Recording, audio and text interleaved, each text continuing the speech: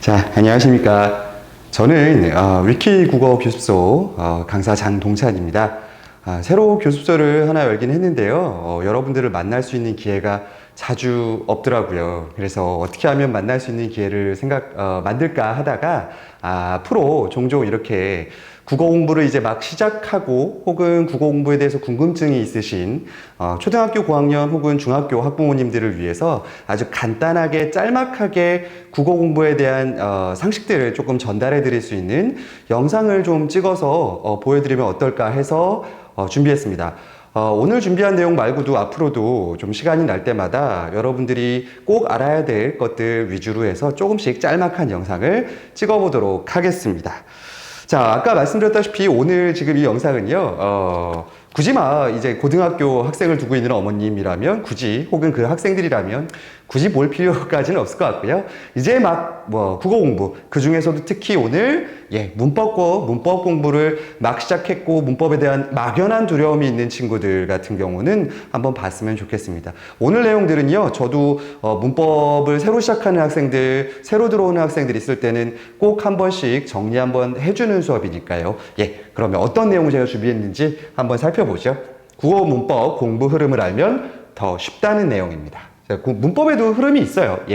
자, 이런 질문 많이들 하실 겁니다. 어머님들, 학생들도 마찬가지고요. 야, 너 수학 어디까지 했어? 누구 엄마, 누구는 수학 어디까지 했어? 자, 이렇게 물어보면 어떻게들 대답하세요? 할 얘기 많죠. 이번에 우리 애 벌써 미적분 들어갔단 말이야. 우리 애 벌써 코사인으로 달나라까지 가는 거리 구하고 있어. 라고 대답을 자신있게 하실 수 있어요. 왜냐하면 수학이란 과목은 덧셈을 해야지만 그 다음에 곱셈과 나눗셈의 개념으로 가고, 나눗셈의 개념이 돼야지만 분수 개념이 가고, 그 뒤로 인수분해며, 그 뒤로 인수분해 이후에 뭐가 있죠? 방정식이 있고, 그 다음에 삼각함수, 미적분까지 그렇게 가는 걸 우리가 위계라고 부르거든요. 이 질서가 있다라는 거예요. 자, 근데 국어는 어떻습니까? 제가 질문을 한번 바꿔볼게요. 자, 너 국어 어디까지 했니? 라고 바꿔보겠습니다. 너 국어 어디까지 했니? 나 이번에 김소월 끝냈잖아. 그래서 이번에 한용운으로 넘어가. 역시 김소월보다는 한용운이 한 단계 클래스가 더 높은 더 고차원적인 시를 쓰는 것 같아. 라고 이야기하는 사람은 없습니다. 왜냐면요, 그 작품 자체로는 어느 게 더 상위 작품이다, 하위 작품이다를 나누는 게 문학은 아니에요. 단, 그 작품을 가지고 더 쉬운 문제를 내느냐, 더 어려운 개념을 내는 문제를 내느냐, 이게 달라지는 것 뿐이죠. 그런데 국어에서도 아까 수학과 같은 위계를 찾을 수 있는 분야가 있습니다. 바로 문법이 그런 거죠. 그래서요, 문법 공부를 위해서는요, 어떻게 뭘 먼저 하고 그 다음에 뭘 하게 되는 바로 이 위계라는 것을 알아야지만 문법 공부가 훨씬 더 쉬워지고, 그리고 내가 왜 이 문법에 막혀 있는지를 여러분들이 알 수 있게 될 겁니다. 그래서 오늘은 사실은 요 문법 공부가 공부할 때 어떻게 뭘 먼저 하게 되고 그 다음은 뭘로 연결되고 이런 것들을 좀 설명드릴까 해요. 그것도 중학교 1학년서부터 고등학교 2학년까지 교과서에 나오는 내용을 한번 간단하게 정리해 보겠습니다. 자, 그러기 위해서는 일단 먼저 문법을 영역으로 좀 나눠봐야 됩니다. 저처럼 국어 국문학과를 졸업하거나 혹은 다른 선생님들처럼 국어 교육을 전공하신 분들 같은 경우 문법을 더 공부하고 싶다는 대학에서 그렇게 되면 요 세 가지 전공 중에 하나를 택해야 됩니다. 따라서 국어 문법 분야의 내용들은 크게 보자면 이 세 가지입니다. 그럼 도대체 요게 하나씩 요게 뭘 의미하는 건지 확인을 좀 해보죠. 자, 음운이라는 건 뭘까요, 여러분들? 바로 얘는 조금 두껍게 갈까요? 음운은 바로 소리와 발음에 관한 것들을 다루는 분야입니다.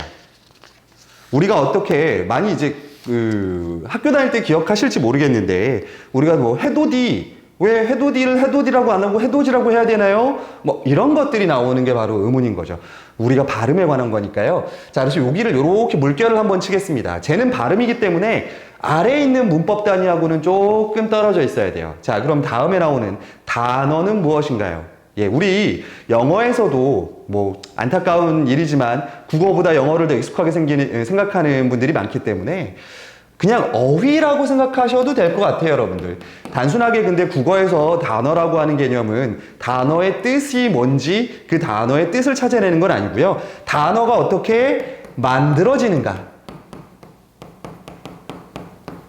그러려면, 자, 만들어지는 걸 알려면 어떻게 해야 돼요? 단어를, 만들어진 걸 모두 해봐야 돼요. 다시 단어를 쪼개보기도 하겠죠. 예. 그러니까 단어가 뭐가 합쳐져서 만들어지고 그 만들어진 단어를 다시 해체하면서 그 부분에서 요 부분은 뭐 되고 뭐 때문에 그렇게 된 거고 조금 복잡하지만 어쨌든 단어가 구성되는 원리를 따지는 부분이 이 부분입니다. 뭐 신조어 같은 것도 다 이쪽에서 다루겠죠, 그러면. 자, 그러면 단어를 가지고 조합을 해서 뭘 만듭니까? 예, 하나의 완벽한 생각을 표현하는 게 바로 문장인 거죠. 자, 문장은 그냥 단어만 나열한다고 되진 않습니다. 물론 국어를 사용하는 모국어 입장에서는 단어만 사용해도 우리가 외국 나갔을 때 단어만 띄엄띄엄 여기에도 아라는 있지만 우리가 완벽하게 이야기할 수 없다라는 건 왜 그런 거죠? 이 단어 사이에 변하는, 자, 외국 같은 경우에서는 뭐 ed를 붙여준다거나 뭐 과거형 뭐 이런 거 있는 것처럼 우리말에도요, 뭐 과거 그리고 높임법, 그 다음에 문장과 문장 사이를 어떻게 연결할 것인가에 관한 것들, 예, 요런 부분들을 다루는 부분이 문장입니다. 그래서 요게 크게 보면 우리 문법의 영역 중에 세 가지 영역이 있고요. 그 다음에 우리 이제 학교 문법에서 다뤄지는 부분들은 바로 요 두 가지가 더 있습니다. 자, 어민규범이라고 하는 건 우리가 쉽게 얘기해서 이걸 얘기하는 거예요. 영어에는 이런 게 없지만 우리말은 뭐 사용하는 몇 명 안 되는데 그 영어에 비하면 이런 것도 있어요. 한글 맞춤법 어떻게 정확히 표기하고 어떻게 정확히 발음하는가를 규정하는 겁니다. 그런데 여러분들 이거 보세요. 의문 단어 문장을 잘 이해하지 못한 학생이 어민규범을 이해할 수 있겠습니까? 안 됩니다. 자, 이 어문규범을 특별히 어려워하는 학생들이 있는데요. 그 경우는 얘를 이해하지 못한 상태에서 그냥 규범을 외워버리기 때문이에요. 어이구. 자, 얘를 앞에 거 이해 못하고 그냥 외워버리면 그 학생 뭐 옛날이었으면 사법시험 봐도 될 거예요. 말도 안 되는 일입니다. 자, 그리고 또 하나 문제가 뭐냐면 학생들이 제일 문법에서 두려워하는 부분이 바로 이 국어사 부분입니다. 중세국어 나오는 부분이에요. 육룡이 나르샤 나오는 부분입니다. 자, 근데 국어사도 마찬가지인데 우리가 현대국어를 쓰고 있지만 이게 처음에 만들어졌을 시기인 15세기, 16세기 국어는 어땠으며 그 이후에 18세기, 19세기 어떤 변화를 거쳐서 오늘날까지 오게 되는지를 역추적하는 거거든요. 우리는 역추적할 수밖에 없어요, 있는 거. 그런데 그때 변하는 것들이 의문과 단어의 문장의 원리에 따라 변하게 돼 있어요. 따라서 국어사 역시 중세국어 역시 여러분들 앞에 개념들을 이해하지 못한 상태로 가면 그냥 외워버리게 됩니다. 그냥 맨땅에 헤딩하는 거죠. 자, 그거 외에 조금 더 추가적으로 들어가는 것들이 일반적으로 언어에 대한 것들. 뭐 언어는 우리 기억하실지 모르겠지만 뭐 필연적으로 뭐 의미와 뭐 단어 사이에는 연결관계가 없다. 언어의 자의성. 뭐 이런 것도 있고요. 그 다음에 방언, 사회 방언이냐 아니면 우리가 지역에서 쓰는 지역 방언이냐 뭐 이런 것들을 다루는 것도 있고 담화라는 것도 있는데요. 이 담화는 우리가 단순하게 어떤 다른 사람과 대화를 나누는 것뿐이 아니라요. 메시지를 전달하는 방법으로서의 커뮤니케이션의 일종으로서의 담화가 들어가 있습니다. 얘는 나중에 언어와 매체라는 과목에서 좀 결합되는 부분이기도 하고 어쨌든 얘네는 좀 논외로 칠 거예요. 왜냐면 좀 격가지의 느낌이 있고 본론은 이쪽입니다, 여러분들. 예. 학교 문법에서 다뤄지는 큰 부분들은 이 앞쪽이라는 거. 자, 그럼 어떻게 공부를 해야 되나요? 쟤를 의문부터 하나요? 뭐부터 하면 되나요? 예. 친절하게도 우리 교과서가 그거를 알려주는데요. 이게 좀 저희 이제 국어를 공부하는 사람 입장에서는 2015년도에 바뀐 이 교과서의 이 체계가 영 마음에 안 듭니다. 예. 아까 말씀드렸다시피 문법에는 위계라는 게 있어서 앞의 내용을 어느 정도 이해한 뒤에 뒤로 넘어가게 돼 있어야 되는데 문법의 지식적인 내용들을 좀 많이 뺐어요. 그러다 보니까 중간중간 그냥 이런 거 있으니까 외워! 라는 식으로 좀 들어가 있는 파트들이 있습니다. 특히 중학교 문법이 그렇습니다. 지금 있는 거에서. 한번 제가 설명하는 걸 들어보시고 정말로 그런지 파악을 해보시는데 일단요 여러분들 기본적으로 하나 알아두셔야 할 게 있습니다. 중학교 1학년, 2학년, 3학년 그리고 고등학교 1학년 때까지는요 보시면 아시겠지만 특별하게 내용들이 겹치지 않습니다. 예, 다 어느 정도 떨어뜨려져 순서대로 가게 돼 있어요. 그래서 한 번씩은 이 고등학교 1학년 때까지 한 번씩 거쳐간다라고 보시고 고등학교 2학년, 자 요거 여기로 옮겨올까요? 예. 고등학교 2학년으로 가게 되면요 얘가 바뀝니다. 국어라는 과목이 아니라 우리 세분화되죠. 예, 언어와 매체라는 과목이 여기에 들어오는 거죠. 그래서 여기에 나온 것들이 한꺼번에 쫙 다시 한번 더 고급스럽게 고급지게 나오게 되는 거죠. 그럼 한번 보겠습니다. 중학교 1학년 때는 뭘 배우는가? 자, 중학교 1학년 때는 아까 얘기했던 대로 언어의 특성에 대해서 배워요. 언어 특성. 자, 근데 사실 이 부분은요, 문법이라고 하기에 좀 그렇습니다. 예, 특별한 법칙이 있는 것도 아니고요. 자, 그러고 여기다가 별표 치십시오. 1학년 때 품사를 배웁니다. 예, 영어에서는 8개의 품사가 있지만 우리말에는 9개의 품사가 있고요. 대명사, 명사, 수사, 관형사, 이런 것들이 나옵니다. 동사. 근데요, 이 내용을 1학년 때 배우는 거기 때문에 문제는 학생들이 공부를 그렇게 열심히 하지 않습니다. 물론 코로나 시기에 때 학생들은 거의 이거 기억을 못 했었어요. 근데 요즘 학교들에는 선생님들께서 아주 친절하게 자세하게 잘 수업을 해주시긴 하더라고요. 근데 문제는 아이들이 그걸 받아들이지 않았다는 거, 그런 학생들이 많다라는 거. 그런데요, 여러분, 국어에서 품사는 이 뒤에 나오는 모든 것들의 가장 기본적인 부분입니다. 따라서 1학년 때는 반드시 1학년 때 해야 될 일은 뭐라고요? 품사를 정확하게 공부하고 넘어가는 일입니다. 자, 그러고 나면 2학년 때 의문이 드디어 시작됩니다. 그런데 여기도요, 사실 얘를 의문에 넣기가 조금 애매한 게 올바른 발음이 있으면 이쪽에 오시면요, 어문인규범에 올바른 표기가 있어요. 그래서 얘가 같은 단원으로 묶입니다. 자, 그런데 여기는 자, 별표 3개 치겠습니다. 자, 왜 그러냐면요, 어머님이 국어 과목 정도는, 이제 어머님이 아이들과 함께 공부해 가면서 해도 되지 않겠느냐라는 생각으로, 옆에서 잘 봐주시는 어머님들이 많습니다. 뭐 아버님이 봐주실 수도 있고요.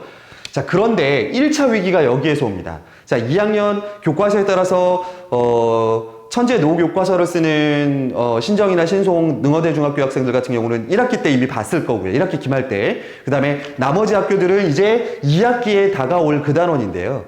여기가 이제 어떻게 하면 올바른 발음을 할 것이냐에 관한 것, 그리고 이거 반드시 뭐 이런 것처럼 표준어 규정을 어떻게 할 것인가를 아주 몇 가지 예만 가지고 들어주고 있어요.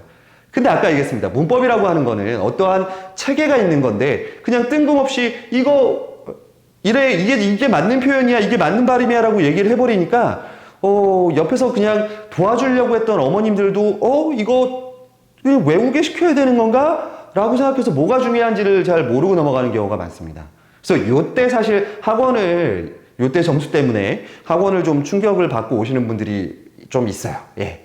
어쨌든 이 부분 올바른 발음과 표기가 2학년에서는 가장 중요한 단원이고요. 여기에 이제 담화도 나오긴 하는데 아까 담화는 우리 예외로 하기로 했으니까요. 그 다음에 한글 창제 원리가 드디어 나옵니다. 자, 그리고 이미 한글 창제나 원리 나온다 해서 여러분들 살짝 겁먹을 중세국어 나오나요? 막 그러면 막 이런 옛날 글자 나오나요? 막 이런 글자 뭐 나오나요? 막 이거 아니에요. 예, 이 걱정하지 마십시오. 이거 아니고요. 요 한글 창제 원리 단원은요, 거의 그냥 암기 단원이라고 생각하시면 돼요. 그래서 특별히 먼저 공부하거나 그럴 필요 없고, 잘 선생님 수업 따라서 글자가 만들어진 원리만 이쪽에 나오고, 글자에 대한 문제들 주로 나옵니다. 예, 그거니까 너무 어렵게 생각하지 마시고요. 이 올바른 발음과 표기 단원은 진짜 2학년 때 조심하셔야 돼요. 학교마다 특성이 좀 달라서 중학교 2학년 어떤 학교는 진짜 고등학교 걸 막 미리 땡겨서 살짝씩 수업해 주시고 시험 내시는 학교도 있습니다. 예. 근데 어떤 학교는 그냥 평범하게 교과서대로 나오면 그건 좀 쉽게 나오는 편이고요. 그럼 그냥 암기 과목으로 넘어가도 되는데 문제는 이제 3학년으로 내려오는 이 의문 파트에 있다라는 거죠. 자, 3학년에 오게 되면요, 2가지의 이제 문법 단원이 나오는데 하나는 의문 체계라는 게 나옵니다. 자, 이건 딴 거 필요 없고요. 자음과 모음에 관해서 배우는 부분이에요. 자, 근데 단순하게 자음과 모음만 나오는 게 아니고요. 제가 이거 수업할 때마다 그려야 되는 그림이 있는데요. 예, 이게 사람 얼굴이거든요. 자, 이때 막 혀가 어디가 있고, 입 모양이 어디가 있고, 막 이런 거 하면서, 하는 굉장히 좀 약간은 암기단원스러운 부분이 있습니다. 자음과 모음의 특성들 같은 것도 배우고요. 자, 근데 이 부분을 왜 해놔야 되냐면, 요게 나중에 설명하겠지만 고등학교 1학년 단원으로 직결돼서 이어집니다. 자, 그 다음에, 자, 요 단원, 3학년의 문제 단원으로 오겠습니다.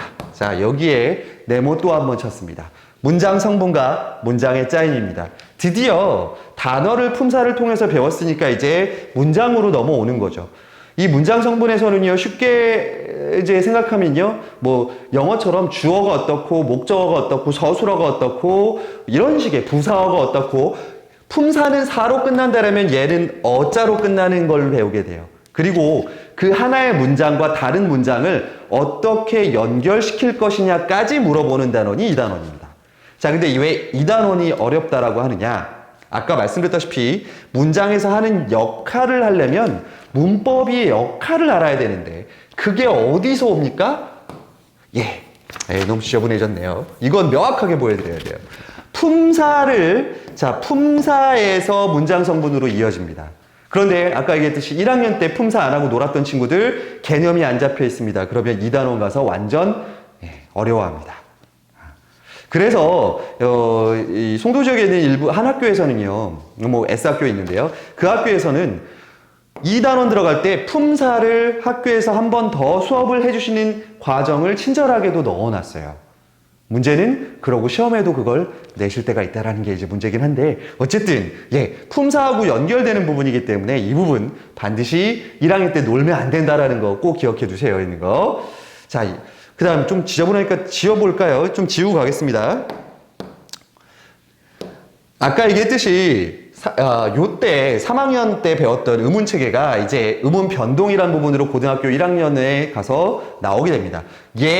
별표 2개 치겠습니다. 자, 왜냐면요, 이제 아까 얘기했듯이 얘는 자음과 모음의 특성에 대해서 배운 거라면 그 특성 때문에 발음이 어떻게 변하는지 나오는 거죠. 아까 말씀드렸다시피 이게 왜 해도디가 아닌가? 이게 왜 해? 도지가 되는가 같은 이런 원리들을 배우는 거기 때문에요. 상당히 외울 법칙도 많고 은근히 우리가 잘못 발음하고 있는 것들이 많아요. 그래서 이 부분 뭐 이건 2학년 때도 배우긴 하는 거예요. 아까 요거 있죠. 요 부분에서 살짝 이 부분 거를 일부분 배우게 되거든요. 이거 눈에 흙이 들어갔어라고 얘기하지 누가 흙이 들어갔어 이렇게 얘기하나요. 그러니까 이런 것들이 여기서 나오기 때문에 우리가 잘못되어 있는 발음들을 교정하기가 쉽지 않아요. 그리고 원리 원칙에 대해서 다 알아둬야 되기 때문에 어려운 단원입니다. 그런데 이게 왜 제가 더 별표 2개를 쳤냐면요, 이 녀석이 나오는 시험이 학교마다 조금 뭐 교과서마다 다를 수는 있는데 대부분의 학교가 1학기 때 나옵니다. 고등학교 들어가서 1학년 1학기 첫 시험에서 보게 되는 문법인데 저 시험을 때문에 국어를 망치게 된다. 아마 고등학교에 대한 부담감이, 내신에 대한 부담감이 어마어마하게 커질 거예요. 따라서 이 녀석은 중학교 때 좀 어느 정도 알고 가는 게, 물론 뭐 선행을 하셔라 이런 뜻이 아니라 결국은 그 소리가 되겠지만, 이게 자신감을 위해서라도 이 부분은 꽤 여러 번 보호하는 게 좋습니다. 자, 그러고 나면요, 단어 부분은 없어요, 고1 때. 자, 그럼 문장에 가서, 문장이 아까 나왔듯이 이 중3 때 나왔잖아요. 이 부분에서 다뤄주지 않은 문장. 자, 높임법, 시간, 시제 표현이죠. 과거, 현재, 미래 어떻게 표현하는지. 그 다음에 피동. 영어로 하면 무슨 표현이냐면요, 수동태 같은 표현입니다. 그거 어떻게 할 거냐. 그 다음에 다른 걸 인용해서 가져왔을 때 요거 약간 이제 번역투 같은 거 아이들이 많이 쓰고 그러다 보니까 그런 것들에 관한 문제로 예래를 따로 묶어서 다뤄줍니다. 그런데 이거를 하달려 그러면 어쩔 수 없이 여러분 이 위에 나오는 문장 성분을 다시 출제하는 학교들도 꽤 있습니다. 그 다음에 이제 이게 나오는 거죠. 2학기 가면요, 고등학교 1학년 2학기 가면 한글 맞춤법 표준 발음법이 나오는데, 자, 아까 앞에 표 기억나세요? 위에 나와 있는 것들이 모두 다 나옵니다. 모두 다 나와요. 물론, 나 저거 몰라요. 그냥 제가 외워버릴 거예요. 외워보십시오. 어떻게 되나. 여기서부터 꼬이기 시작합니다. 이제 한글 맞춤법 어떻게 정확하게 표기하고 발음하고 그 다음에 로마자로 외국어들을 어떻게 표기하는가까지 해서 규정들이 나오는데요. 여기서 우리나라 말에 그 참 힘든 게 뭐냐면 항상 예외가 존재한다는 거. 그래서 여기에 예외 지뢰밭이에요. 지뢰밭. 예, 지뢰밭이고요. 그러고 나면 참 고등학교 1학년 국어가 지금 안 그래도 할 게 많은데 자 드디어 기다리던 중세국어가 나옵니다. 자, 이 중세국어는요 15세기 한글 창제 원리는 정말 그냥 암기 과목이었다고 생각하시고 여기서부터는 변화돼가는 과정을 의문론에 따라서 단어에 따라서 문장의 변화에 따라서 세부적으로 살펴보시고요. 여기에서 드디어 꼬부랑 글씨들이 나오기 시작하는 거죠. 뭐 용비어천가를 가지고 하거나 아니면 한글 창제 원리가 담겨있는 훈민정 어제 서문 같은 실제 책을 가지고 하게 됩니다. 예. 거기다가 이제 애들 1학년 고1 가면 고전문학이랑 막 겹치니까 아마 이 부분을 제일 두려워하는 부분이긴 해요. 중세국어 파트를. 그래서 미리 조금 얘기를 드리자면 아까 얘기한 대로 올바른 발음하고 표기 요거에 대한 것들은 1학년에서 2학년 넘어가는 겨울방학쯤에는 한 번 정도 봐주시고 가는 게 좋아요. 이게 1학기 나오는 학교들이 있어요. 예, 그리고 이제 3학년 올라가기 전에 의문 체계하고 의문 변동을 묶어서 한번 봐주는 거가 좋습니다.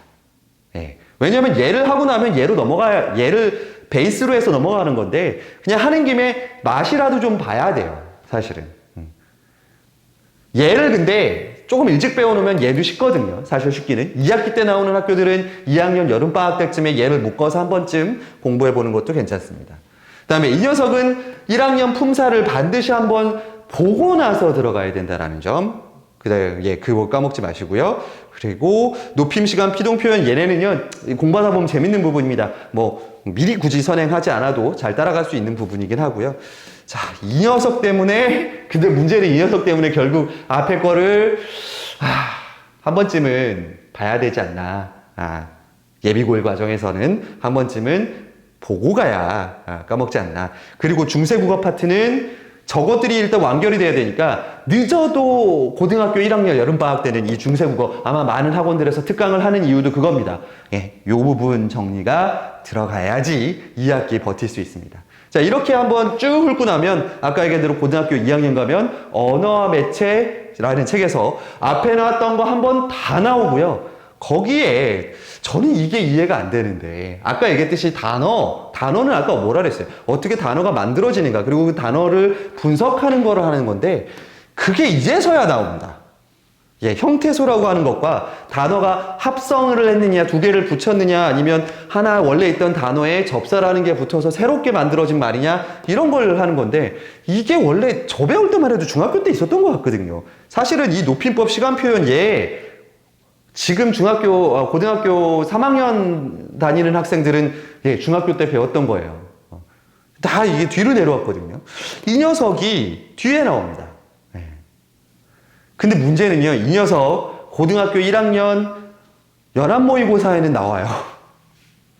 저 이해할 수가 없습니다, 여러분들. 근데 모의고사에는 여러분 이 녀석을 모른다고 해서 문제를 못 푸는 건 아니에요. 왜냐면 내신 문제하고 모의고사 문제하고는 성격이 조금 달라서 모의고사 문제 같은 경우에는 이 녀석에 대한 기본 지식을 박스 형태의 제시문으로 줍니다. 그러고 나서 문제 풀으라 그러는 거니까 왜 그렇게 해놨는지 모르겠어요. 있는 거요. 어쨌든 이렇게 국어, 학교에서 배우는 국어, 그리고 얘가 수능으로 이어진다는 거. 그래서 이렇게 중학교 1, 2, 3, 4학년 아니죠. 고등학교 1학년, 고등학교 2학년까지 가는데요.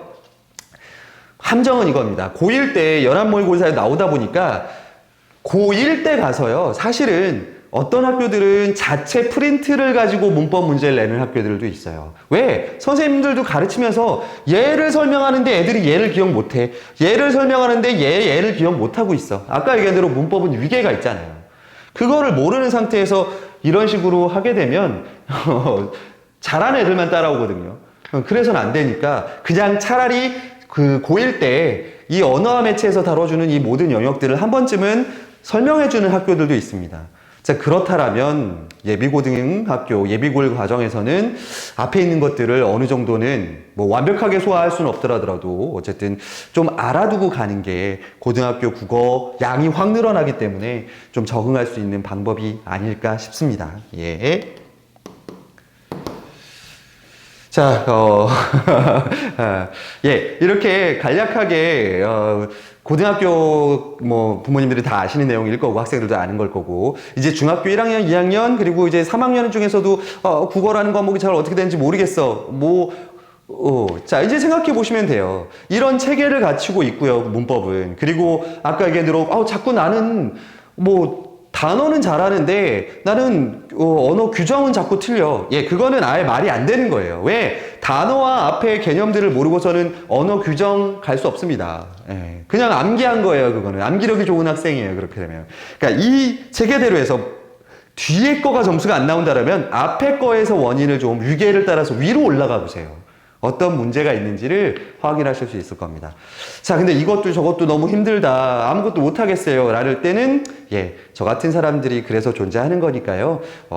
혹시 뭐 궁금하신 점 있거나, 혹은, 이제 중학교 2학년, 3학년 예비고일들 공부할 때, 더 공부하고 싶으신 게 있다. 국어에 대해서 저와 함께 공부하고 싶으시다라면, 카리스 플라자, 109 학원가에 있습니다. 카리스 플라자 6층에 국어익히 교습소로 연락 주시면, 이거보다 더 자세하게 1대1로 상담해 드릴 수 있겠습니다. 자, 그러면 다음번에도 이러한 좀 체계, 국어 공부를 이제 막 시작하거나 막연하게 두려움을 갖고 있으신 분들이 더 알면 좋을 만한 내용 가지고 짧게 해서 찾아뵙도록 하겠습니다.